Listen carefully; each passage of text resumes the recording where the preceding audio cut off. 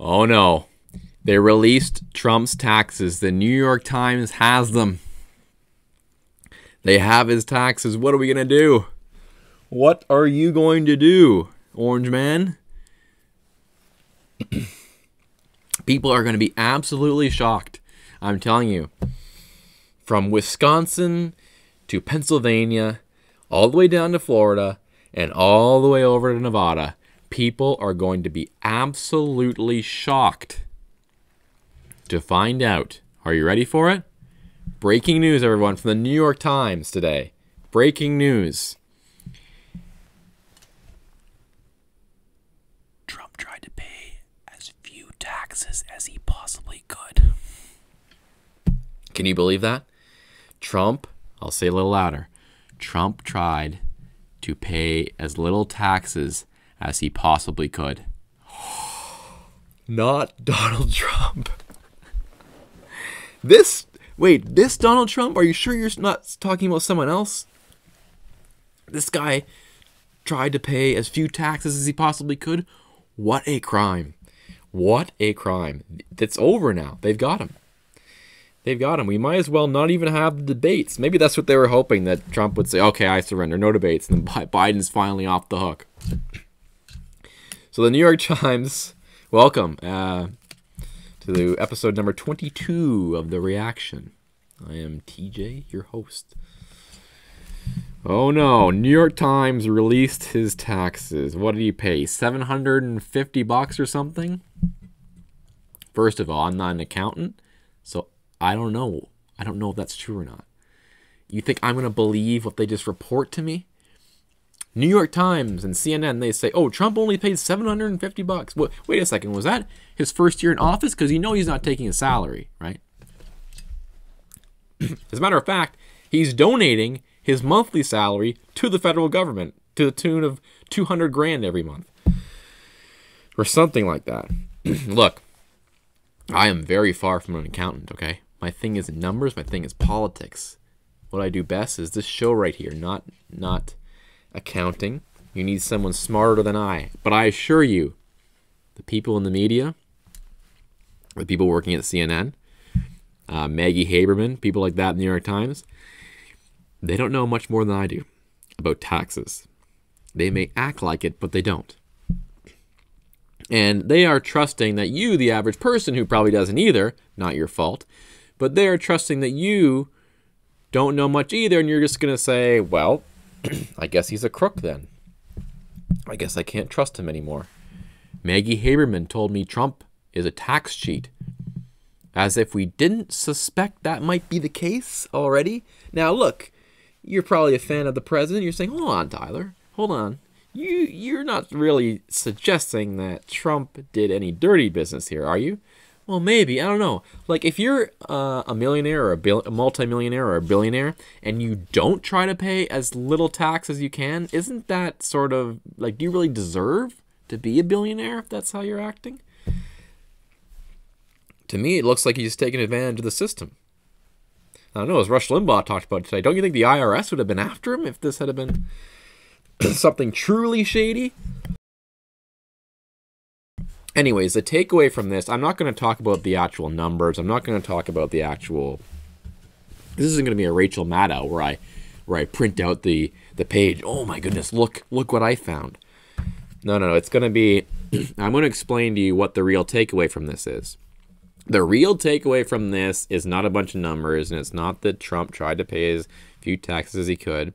Remember, he admitted that. Didn't he admit that during the debate with Hillary Clinton last election? Remember when Hillary was going on, and the record showed that Trump tried to avoid paying as many taxes as he could, and then Trump leans in, that makes me smart.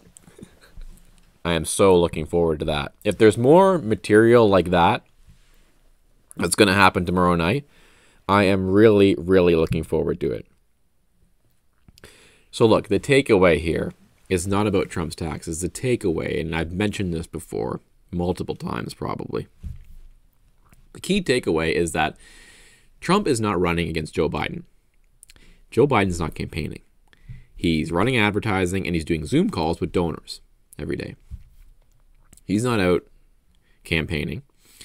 And in a way, he's off the hook here a little bit, because normally he'd have to be showing that he's drawing big crowds, and he would not be able to, Joe Biden. Okay, there's not a lot of enthusiasm there. So he's kind of off the hook. He's basically saying, like, look, I mean, it's COVID. I can't have a regular campaign rally. So he's been let off the hook a little bit by that. But the takeaway is that he's not running. Trump is not running against Biden. He's not running against the Democrat Party.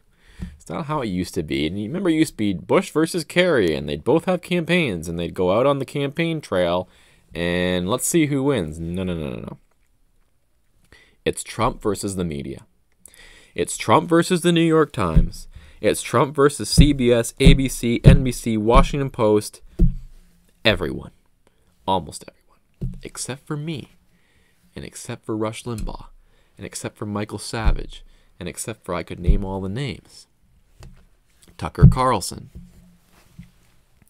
So the media is hell-bent on bringing the president down. So every day there's going to be a drip, drip, drip of all this kind of stuff. You think this is it? No, no, no. There's going to be something like this tax thing every single day. Remember, a couple weeks ago, it was the Atlantic piece about how Trump hated the military. That died off pretty quick. That didn't work. On to the next one. Okay, here's his taxes. On to the next one. It'll be something else next week. And the week after, they will take something from the debate. Remember, a couple days ago, it was, remember the question about peaceful transfer of power? Why would that even be a question?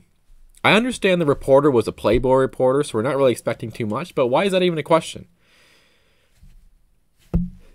So Trump obviously trolled them a little bit with his answer and got them going. And got them off the story they were on, and now they're on to a new one, and they'll be on to a new one after the debate. They will take something, they will extract something from that debate that is supposed to be scary and disgusting and anti-democratic. They will take something away from it. So get ready for that. Trump versus the media. That's what it is. That's what the election is now. So you're going to see that almost every single day, and it's not going to stop all the way till Election Day. And it's going to be the usual suspects, Maggie Haberman and whoever else at the New York Times, whoever else at the Washington Post, whoever else at the Atlantic. It's going to happen tomorrow night.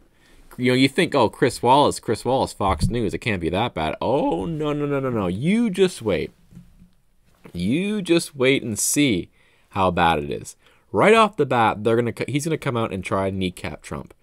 And the whole debate, you know, look, Chris Wallace does try to make it look like he's a little bit impartial. He's a little bit neutral. So there will be a question or two that'll be tough on Biden. But for the most part, the theme of the debate tomorrow night will be how Trump screwed up massively.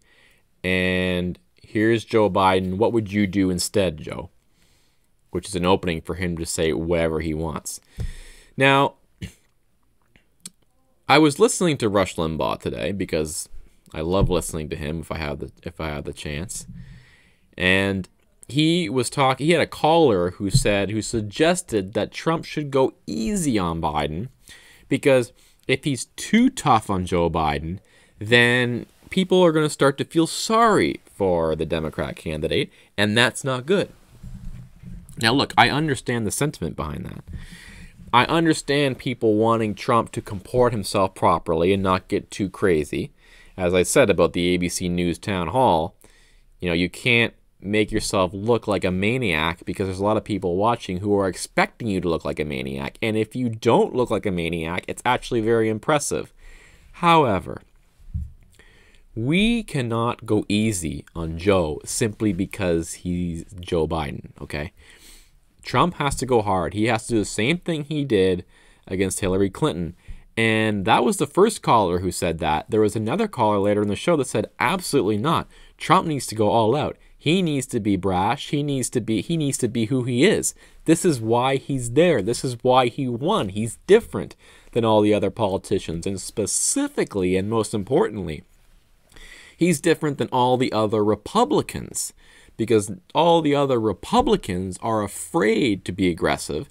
They're afraid to make it look like they are too harsh against their Democrat opponent. Remember McCain and Romney, good men, of course, but not really able to thread the needle, not really able to do what the Republican base wants them to do, which is hit hard and hit back hard and defend yourself.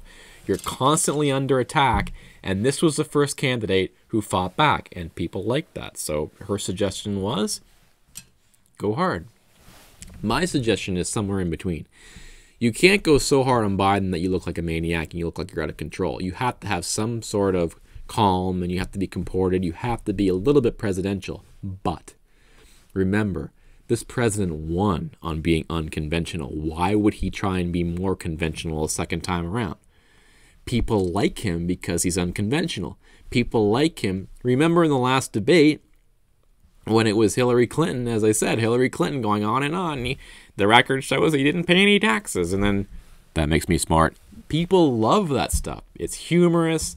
It's off the cuff. It shows that you're confident. It shows that you're a little bit normal. See, a lot of voters see Trump as a billionaire who's more like them than the millionaires in DC are like them. You know, the attack always is on Trump. Well, how, people are boggled. The media is just, they cannot figure it out. Wait a second. How does the guy who works in the steel plant just outside Pittsburgh, how does he love this billionaire from Manhattan who lives in this palatial palace penthouse? Well, the reason is because, first of all, you're assuming that middle-class Americans, blue-collar Americans, don't like rich people. It's not so much that they don't like rich people. They don't like the way many rich people act. They don't like how the elite act. They don't like the snobbery. They don't like the condescension. Trump has zero condescension about him at all. The only people he condescends to are the media, who are constantly attacking him. He's not condescending to the guy who works in the steel plant in Pittsburgh. He's not condescending to people who work in the automotive plants in Michigan and Ohio. He's not. And that's why he won those states, and that's why he's popular with those people. So the new tax revelations, that is only a story in the Beltway, in DC. My thinking is the average person looks at that and goes, yeah, like it's Donald Trump.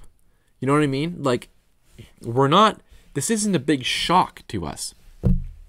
Anyway, let's hope that tomorrow night goes well. It is my belief that he needs to find a balance between being calm, presidential, and comported, and also always being on the offense. The key to winning these debates is to constantly be on the offense. If he's on his heels the whole night about COVID or whatever else, that's not going to be a good look. But either way, it's going to be very entertaining. I'm looking forward soon to getting my streaming system up and running, and hopefully I can live stream the second debate. I won't be able to do tomorrow night's debate. It takes a lot of work to get all this set up. But hopefully the second debate, then we could watch it together. Then I could do shows live. There is a unique element to doing the show live. I thank everyone for subscribing. If you haven't yet, please, right down there, that handsome-looking devil down there, click on him and you can subscribe. There'll be content almost every night, all the way up until the election and beyond. I have a feeling we're not going to know the result on election night, so we're going to be doing the show all the way through till January and beyond, no matter who wins. But it should be fun. I did want to say one thing about Brad Parscale. I'm sure you heard the story about him. He was apparently, the news report says at least, he was threatening suicide. I don't know if that's the truth or not. I don't believe much I see. But if that is true, our prayers and our thoughts with Brad Parscale and his family. And he needs to get back on the campaign. He needs to get better and get back, because he was an integral part of Trump's win. We need you, Brad. We need you if we want to win this again. And I know it's difficult, and maybe this had something to do with it, with him maybe being demoted from the campaign manager to another position. Probably a tough thing to take. But look, he was the digital, what was he, the digital director? You know, all this talk about how the Trump campaign utilized Facebook. And it's not even talk about how they utilized Facebook. That's how they talked about it with Obama, how smart they were with Facebook. Trump campaign, and Brad Parscale specifically, was even smarter. But with Brad Parscale, it was Something's wrong here. Something's fishy. It must have been those Russian bots with those advertisements. That's what won it for him. So we need Brad back. All the best, Brad. We're praying for your recovery. We're praying for your family and for you to come back to the campaign, because he still was on the campaign, and we need him. He was an integral part in 2016. He will be an integral part of the president's re-election effort. Need all hands on deck. All hands on deck to try and bring this home. So prayers out to Brad. Thank you to everyone who has subscribed. We are now at, I believe, 550 subscriptions.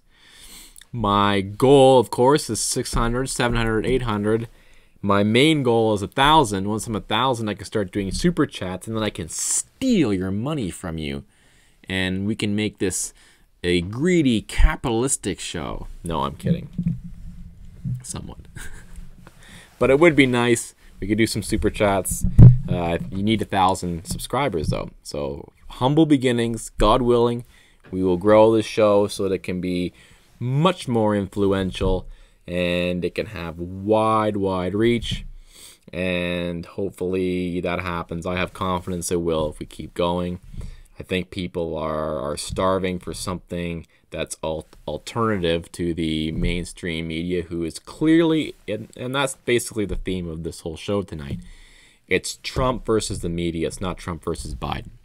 It's the mainstream media and the corporate media who the Republican Party's real enemy is.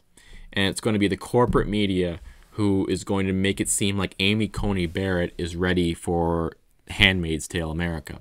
That's what they're going to be talking about during the confirmation hearings. It's going to be the mainstream media digging up that stuff. It's going to be the mainstream media pushing that stuff. That narrative doesn't need to be pushed by the Democrats anymore. It doesn't need to be pushed by the Democrat nominee. The Democrat nominee, Joe Biden, he does not need to defend himself. The media will do that for him. But look, we're used to this, and that's why there are so many popular alternative voices online. And I thought I might as well jump in, because we cannot let people just depend on CNN and the Washington Post for the truth, because they have an agenda. If you trace the money back, I could do an entire show on tracing the money back. Washington Post, Jeff Bezos, Amazon, cheap labor, immigration, anti-Trump. Go to the Atlantic, where the big story came out the other week. Atlantic, Steve Jobs' widow. Apple, cheap labor. It goes on and on and on. Okay? This is a corporate media enterprise. It's a corporate media complex. Okay?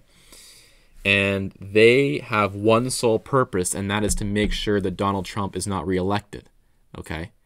And they are depending on a citizenry that will take whatever they say at face value. They are depending on a citizenry who will not look into the tax stuff. They're depending on a citizenry, and even if the tax stuff is true, they're depending on a citizenry that will think that Trump is somehow unelectable now that we know that, when we've known all along this is who he is. People weren't voting for him necessarily for who he was in his personal life or who he was in his business life, even though he had many accomplishments that people in the media could never dream of. Think about the people he employs, the buildings he has built. I remember talking, this was way back in 2016, and this was like something that his enemies thought was like really cute and smart they came up with. Ooh, did you know, Tyler? Did you know, TJ, that if Donald Trump had taken the loan his father gave him when he was 25 years old and put it in an indexed fund, he'd actually be richer now than he is? Wow, that's interesting, but you skipped the part about him building skyscrapers, golf courses, casinos, and an entire TV show. You skipped over that whole part. So, yeah, I guess he could have been richer, but he wouldn't have employed hundreds and possibly, has to be thousands of people when you count all his golf courses, all his resorts, all his buildings. You kind of skipped over that part there, right? You kind of skipped over the job creation. You kind of skipped over the architecture. You kind of skipped over the entertainment factor with NBC and everything else. So, look, Trump versus the media. And if there are no alternative voices, media wins. If there are alternative voices, Alex Jones, Rush Limbaugh, Michael Savage, Tucker Carlson, Nick Fuentes, Roosh V. Look, I know you think, oh, Roosh V isn't really political, but he is in that side of things. He is in the alternative side of things. We need people like this because that's what's going to win. You know, people laugh at Alex Jones. He's too crazy. He's this, he's that. Okay, whatever. Alex Jones has a huge influence, and Alex Jones is someone who, like Rush Limbaugh, but in a different manner possibly, has made a career, and rightfully so, out of taking what the media says and then giving it to you straight. He's saying, here's what CNN's saying, here's what the Washington Post is saying, but here's why they're lying to you, here's why they have an agenda. And we're not saying we don't have an agenda. We are very upfront about our agenda. But the Washington Post and CNN and the mainstream media are not upfront about their agenda. They are saying that they are the vanguards of truth and fairness. What is it? Democracy dies in darkness? Well, there's a lot of darkness on the China scandal with Joe Biden. There's a lot of darkness about Joe Biden's son and the company who hired him and paid him millions of dollars to do something he had no expertise in. There's a lot of darkness surrounding that, but they love shedding light on things that we probably already knew, like Donald Trump tried to pay as few taxes as he possibly could. Big whoop. Big whoop. All right, debates tomorrow night. I'm thinking of doing a pre-debate show and then a post-debate show, if I'm able. I'm not guaranteeing that. We'll have live streams soon. Please subscribe. Please like. Please comment. Thank you for all those subscriptions. We're going to hit 1,000 soon. Thanks to you. We'll be back tomorrow.